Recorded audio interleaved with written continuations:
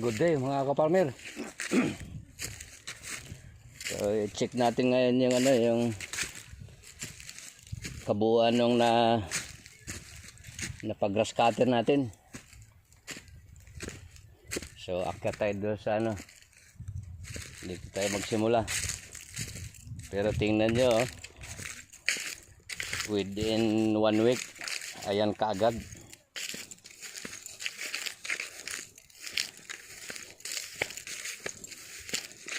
So maganda dyan, pagka lumago pa ng kaunti, ipatrim natin ulit. So talagang to, talagang ang farming talaga ay kailangan talaga ng panggastos. At yan yung kakao na kasoy natin.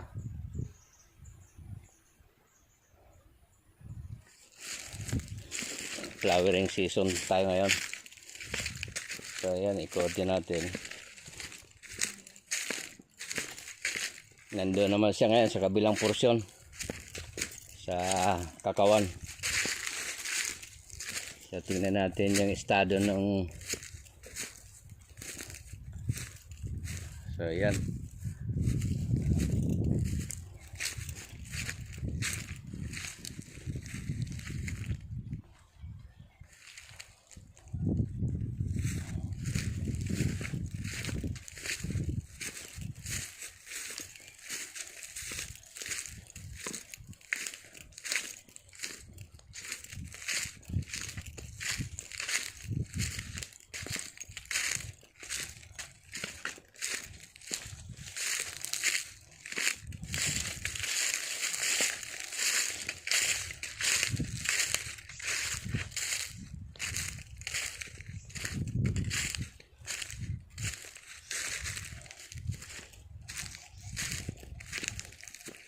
So dito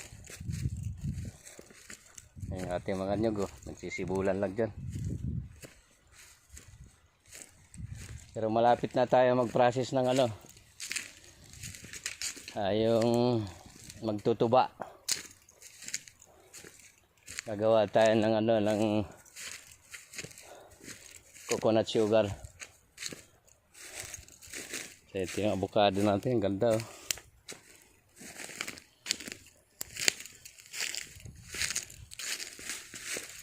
Meron na isang puno dito na chiko.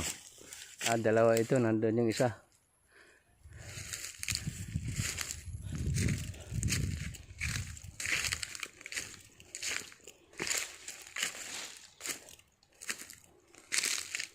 So naikutan na rin niya dito.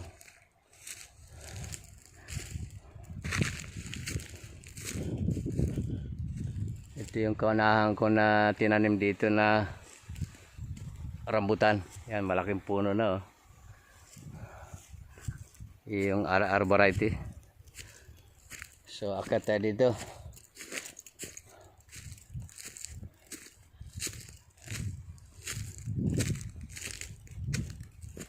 Update po ito do sa pinag-grass cutter natin kay Sandy.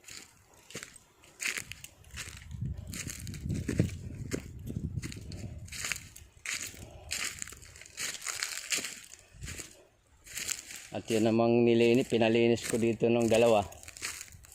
Pero nandun muna sila, nagdidilig muna sila doon sa plant nursery natin. Ito hindi pa nangyayari yung pinya na, may mga bunga na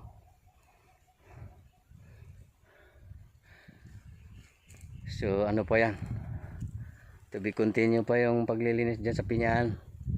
At marami kasing kasoy dyan, yung pahabol na tanim. So akyat tayo sa burol.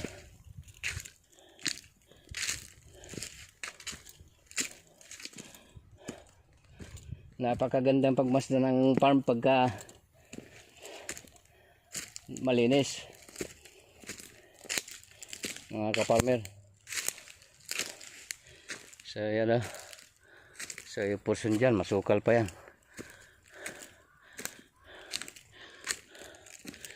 To be continue din ito. Kaya ito ng kaya lang din ito ng tansi. So iikot pa siya dyan. Malawak na ito.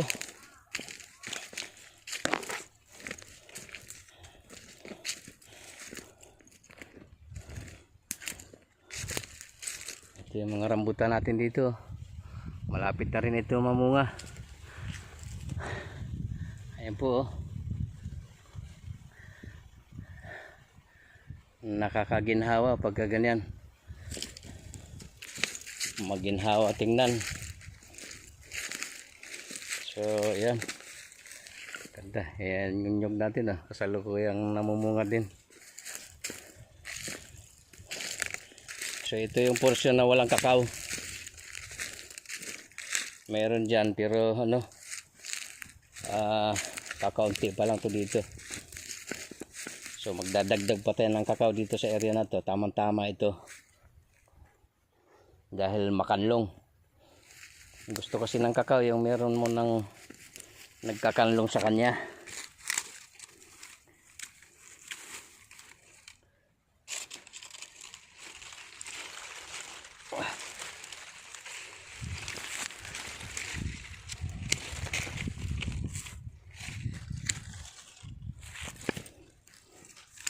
Tulan na natin ng ano, ay sira.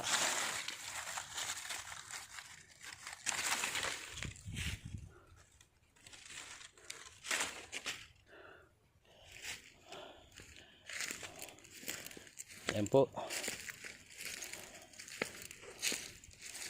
So approximate yung kanyang na grass cutter nasa mga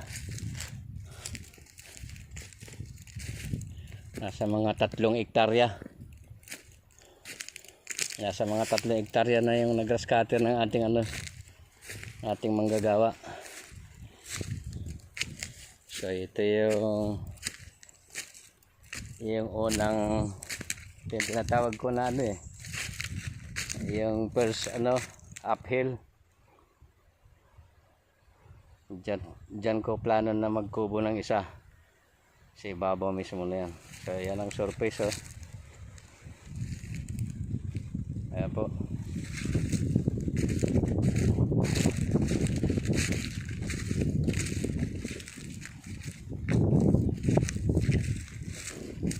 Sarap ng hangin mga kaparmer, lalo na pagkagaling na dyan sa mga puno na itanim natin.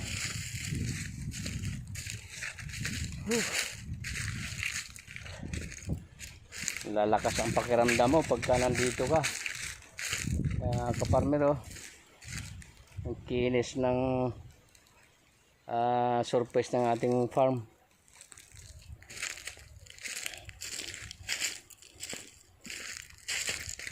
So yan.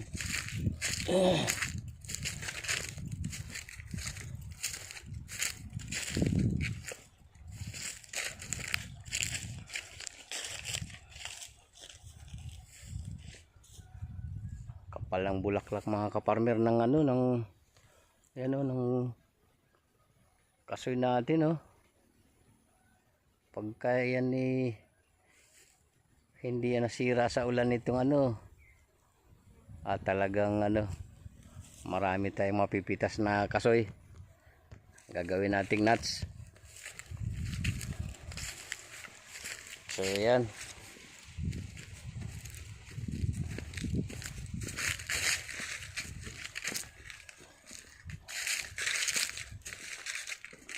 Apo, ang ganda, magiging luntian na lang yan pagka magpalit na yan ng damo na katulad nito. Ayan, oh. Yan parang Carabao grass. Pagka ganyan na lahat, na magiging ano na yan, ganda lalo tingnan yan.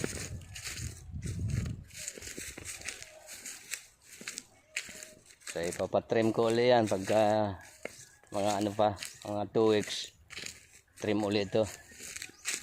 Mas mabilis ng tirahin yan pagka ano. Ayan, oh.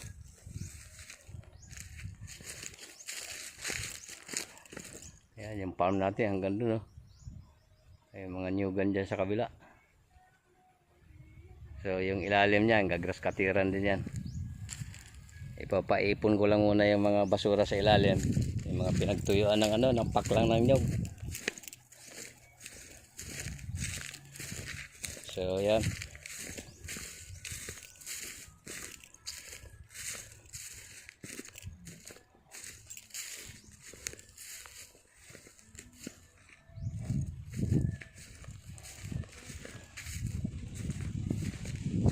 Yung avocado na yan, paglabas ng mga bulaklak niyan, makikita nyo yan hanggang sa paglawit ng bunga yan. Maganda ang feedback ng farm natin ngayon. So yan, dito tayo galing kanina.